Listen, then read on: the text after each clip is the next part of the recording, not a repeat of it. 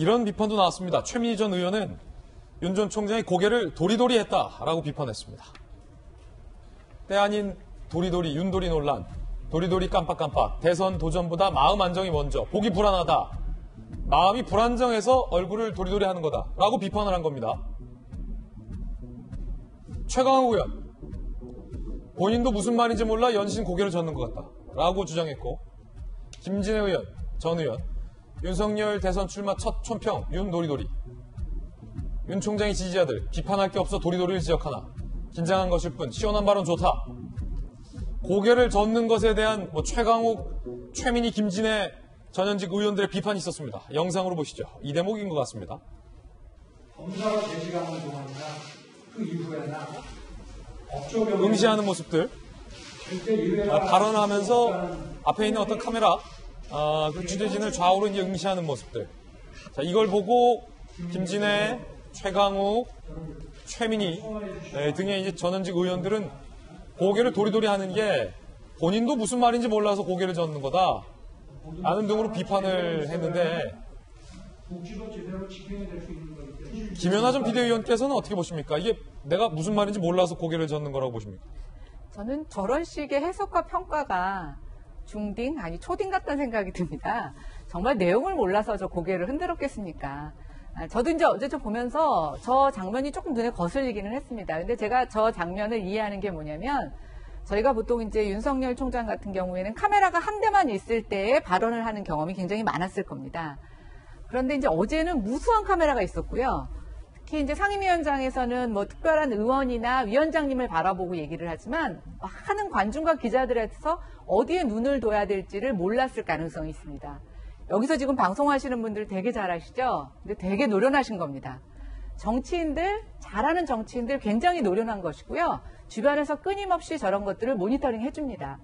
최민희 전 의원의 저 발언은 보좌관이 윤석열 전 총장에게 해줄 수 있는 얘기입니다. 그러면서 다음부터는 특정한 한 곳을 바라보십시오. 고개를 왔다 갔다 하지 마십시오. 라고 얘기를 하면 되는 것이지, 저거는 저게 무슨 내용을 몰라서 이렇게 고개를 저었다, 이런 것은 아닌 것 같고요.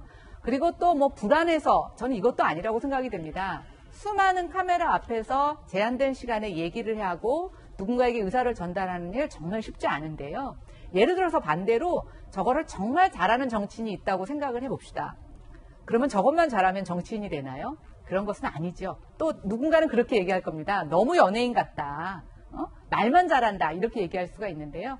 저는 지적은 할 수 있지만 저거를 저런 식으로 해석하는 것 자체가 좀 적절하지 않았다, 이렇게 생각이 됩니다. 이제 우리가 그거를 윤 도리도리에서 도리도리가 갖고 있는 힘이라는 게 뭐냐면, 지적에 대한 힘이 뭐냐면 그걸 에피스테메 또는 인식소라고 하는 단어로 이해할 수 있어요. 저 단어를 듣는 순간 저 사람이 말할 때 도리도리밖에 안 보여요. 맞아. 내용이 안 들리고. 말이 안 들려요. 그런 효과가 있다. 갖고 있습니다. 이런 비판의 효과가 있다. 그래서 740회 계속 도리도리라는 걸 모르고 들었을 때는 말이 들리지만, 도리도리라는 걸 보는 순간 도리도리밖에 안 보인다고. 말은 안 들려. 말이 안 들리는. 맞아요. 그런 효과가 있거든요. 그래서 저거는 힘들겠지만 고쳐야 되는 부분입니다. 그게 나쁜 인식소라고 하는, 나쁜 습관이다, 윤 총장의. 그래서 우리가 저 말의 뜻은, 논리는 빈약합니다. 사실은 도리도리가 긴장해서 도리도리든 몰라서 도리도리, 그 말은 의미가 없고, 도리도리 그 단어가 갖고 있는 임팩트가 엄청나게 큽니다. 그 얘기를 듣는 순간 지금 우리도 이 화면에서 거기 돌아가는 것밖에 안 보이잖아요. 그런 부분이 말하자면 목표하는 바라는 걸 분명히 알 필요가 있습니다. 굉장히 날카로운 분석인데, 이건 윤 전 총장이 반드시 바로 잡아야 한다라는 건데, 이게 만약에 이게 습관이라면 습관을 한 번에 바로 잡기는 되게 쉽지 않은 문제 같은데. 골프 레슨하는 사람한테 자세 교정. 머리는 똑바로 하시고. 머리 들지 말라고 하잖아요, 골프할 때. 정혁진 변호사님 혹시 윤 전 총장하고 이제 법조계 잘 아시니까 이 습관에 대해서 혹 들으신 적이 있습니까? 저는 들은 건 없고요. 그다음에 윤 전 총장 개인적으로는 잘 모르는 사이이기 때문에. 그런데 제 생각에는 긴장을 많이 했었을 거예요. 전 긴장이다, 습관이 아니라. 일생의 일대에 있어서 가장 중요한 순간 2개 꼽으라고 하면, 하나는 구수 끝에 사고점 붙었을 때 하고, 두 번째는 자기 일생을 걸고 대권에 도전하는 건데, 어떤 사람이 아무리 노련한 사람이라고 하더라도 긴장이 안 될 수가 없었겠죠. 그래서 무의식 중에 뭐 다리를 떠는 경우도 있고 뭐 입술을 뭐 이렇게 막 핥는 경우도 있고 그런 것들이 나왔던 것 같은데 저는 사실 생각을 못했는데 김영주 의원님 말씀 딱 듣고 아 저거를 노렸겠구나 하는 생각은 사실 들었거든요. 그런데 어쨌든 제가 조금 전에도 말씀드렸지만은 저런 식으로 비판하는 것이 일단은 그 부정적인 영향을 준 것은 확실한 것 같은데 저렇게 비판하는 사람 자체도 그렇게 뭐 좋아 보이진 않는다 하는 생각이 전 들었습니다. 예. 자, 다음번 카메라에 포착이 됐을 때도 이런 문제제가 있을 것 같습니다. 고개를 과연 그때도 도리도리하게 돌렸는지에 대해서도 많은 주목의 대상이 갈 것 같은데 다음번 노출 때, 언론 노출 때도 한번 봐야 될 것 같습니다. 어제 윤 전 총장의 기자회견, 대선 선언, 청와대는 어떤 반응 보였을까요? 이것도 궁금한 포인트인데 침묵. 우리가 언급하는 것 자체가 선거 개입이다. 무대응 기조로 갈 것이다. 침묵. 청와대를 출입했었던 이 기자. 청와대가 해놓을 말도 뭐 평가하는 것도 이상할 것 같고 침묵이라는 것 자체가 특별할 것도 없어 보입니다만 그래도 어떻게 평가하세요?